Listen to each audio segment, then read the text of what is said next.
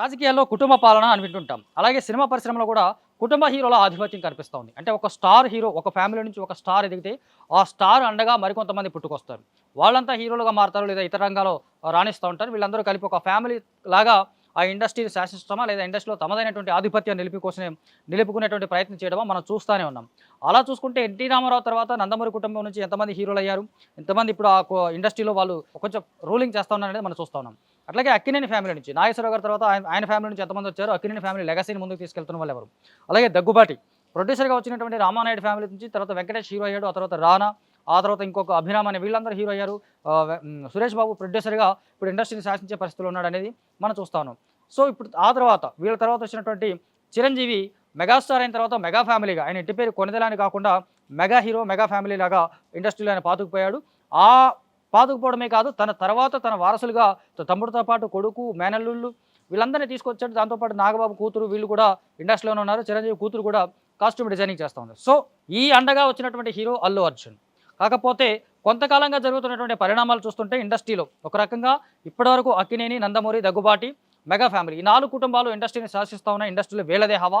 వీళ్ళ హీరోలు మాత్రమే ఎక్కువగా ఆడియన్స్లో క్రేజు బజ్ తెచ్చుకున్నటువంటి పరిస్థితి మనం చూస్తూనే ఉంటాం అనేది అనుకోవచ్చు. బట్ ఎప్పుడైతే అల్లు అర్జున్ మెగా ట్యాగ్తో ఇండస్ట్రీలోకి ఎంటర్ అయ్యి మెగా హీరోగా లేదా మెగా ఫ్యామిలీ హీరోగా రాణించిన తర్వాత కొంతకాలానికి తను రియలైజ్ అయ్యాడా, లేకపోతే తను కూడా తనకంటూ ఒక ఐడెంటిటీని క్రియేట్ చేసుకోవాలనుకున్నాడా, తన రాబోయే తరాలకి తను ఒక రోల్ మోడల్గా ఉండాలనుకున్నాడా అని తెలియదు. కానీ కొంతకాలంగా జరుగుతున్నటువంటి పరిణామాలు చూస్తే అల్లు అర్జున్ మెగా ట్యాగ్ను వదిలించుకొని చాలా కాలమైంది. అల్లు అనే ఒక బ్రాండ్ నేమ్ మీద కొంతకాలంగా ముందుకు వెళ్తా ఉన్నాడు. ఇప్పుడు రీసెంట్గా జరిగినటువంటి పొలిటికల్ ఆస్పెక్ట్ చూసుకున్నప్పటికీ కూడా ఈ ఇండస్ట్రీలో మరొక ఫ్యామిలీ ఫామ్ కాబోతోందా, మరొక ఫ్యామిలీ నుంచి అంటే ఏదైతే మనం ఇప్పుడు దాకా ఫ్యామిలీస్ హవా చేస్తాయని చూస్తున్నామో అలాగా అల్లు ఫ్యామిలీ నుంచి రాబోయే తరంలో మరికొంతమంది రాబోతూ ఉన్నారు. అల్లు అర్జున్ మెగా ట్యాగ్ వదిలించుకున్నాడు కాబట్టి ఇక అల్లు ఫ్యామిలీ ఆయన ఆల్రెడీ పెట్టుకున్నటువంటి అల్లు ట్యాగ్ తర్వాత స్టూడియో పెట్టడము, ఆ రోజున అల్లు రామలింగయ్య లెగసీని ముందుకు తీసుకెళ్ళడం, అల్లు రామలింగయ్య వారసుడిగానే తను వచ్చినట్టుగా, వాళ్ళ ఫాదర్ వచ్చినట్టుగా, వాళ్ళ ఫాదర్కి వారసుడిగా తను వచ్చినట్టుగానే ఆ ప్రోగ్రామ్ అంతా జరిగింది. ఆ రోజు జరిగినటువంటి స్పీచ్లు కూడా ఆ నేపథ్యంగానే కనిపించాయి. నిజానికి చిరంజీవి అంటే గెట్టిన వాళ్ళు ఇప్పటికీ చాలామంది చెప్పే మాట ఏంటంటే అల్లు రామలింగయ్య లేకపోతే చిరంజీవి ఇంత పెద్ద స్టార్ అయ్యేవాడు కాదు అంటారు. అది వాస్తవం కాదు. చిరంజీవికి స్వయం టాలెంట్ ఉంది.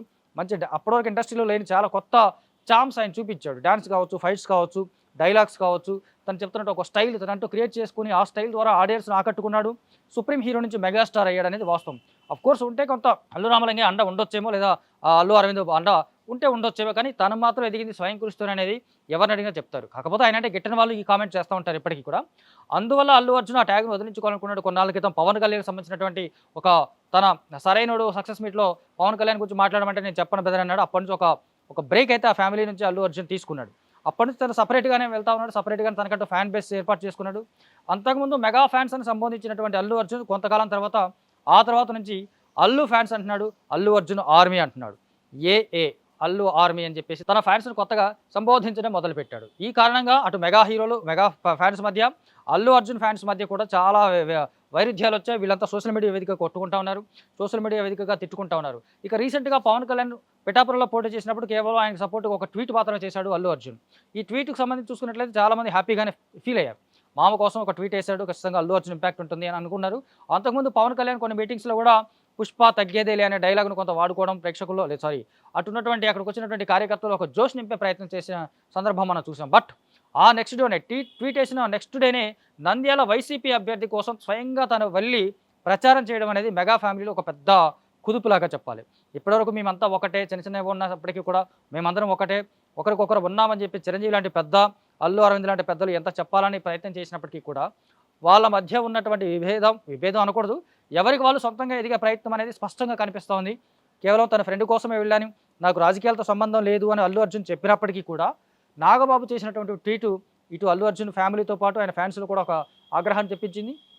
అలాగే అల్లు అర్జున్ అక్కడికి వెళ్ళి ప్రచారం చేయడం ఇటు చిరంజీవి ఫ్యామిలీలో కూడా కొంత, చిరంజీవి ఫ్యాన్స్లో కూడా అటు మెగా ఫ్యాన్స్ పవన్ కళ్యాణ్ ఫ్యాన్స్లో కూడా కొంత కోపం తెప్పించింది. ఆ కారణంగా వీళ్ళిద్దరూ ఒకళ్ళు దూషించుకోవడం మొదలుపెట్టారు, ఒకళ్ళు తిట్టుకోవడం మొదలుపెట్టారు. ఇది ఇక్కడితో ఆగిపోతే బాగుండేది అనుకున్న టైంలో నాగబాబు వేసినటువంటి ట్వీట్, మనకు సపోర్ట్ చేయకపోతే మనవాడైనా పరాయి వాడే, మనకు సపోర్ట్ చేస్తే పరాయి వాడైనా మనవాడే అనడం, అది డైరెక్ట్గానో లేదా ఇండైరెక్ట్గానో పవన్ కళ్యాణ్ ఉద్దేశించి అన్నాడు అని ఒక రచ్చ ఎప్పుడైతే మొదలైందో అప్పటి నుంచి స్పష్టంగా ఈ 2 కుటుంబాల మధ్య ఒక వైరుధ్యం అనేది కనిపిస్తూ ఉంది. విభేదాలు స్పష్టంగా కనిపిస్తూ ఉన్నాయి. సో ఇకపై రాబోయే రోజుల్లో ఇప్పటిదాకా ఏదైతే మనం Daggubati family, Nandamuri family, Akkineni family నా మెగా ఫ్యామిలీ అని చెప్పుకున్నామో, రాబోయే రోజుల్లో అల్లు ఫ్యామిలీ హీరోలు రాబోతా ఉన్నారు. అల్లు ఫ్యామిలీ నుంచి అదొక ట్యాగ్‌గా ఇండస్ట్రీలో ముద్ర పడబోతా ఉందనేది స్పష్టంగా మనకి ఈ సందర్భాలను బట్టి చూస్తుంటే లేదా ఈ సంఘటనలను బట్టి చూస్తుంటే అర్థమవుతుంది. సో, అల్లు రామలింగయ్య లెగసీని నటుడిగా కాకుండా ప్రొడ్యూసర్‌గా ముందుకు తీసుకెళ్ళాడు అల్లు అరవింద్.